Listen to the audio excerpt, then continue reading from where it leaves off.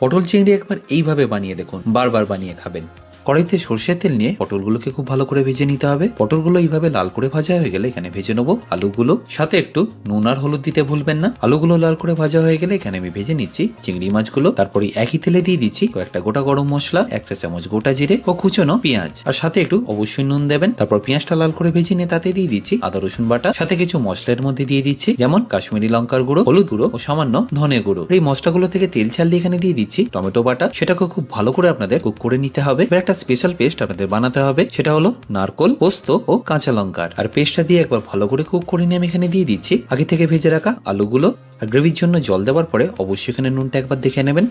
তারপর দিয়ে দিতে হবে ভেজে রাখা পটল আর চিংড়িটা, আর একবার ভালো করে মিশিয়ে নিয়ে ঘি, গরম মশলা ও কাঁচা লঙ্কা দিলেই পটল চিংড়ি কিন্তু পারফেক্টলি রেডি।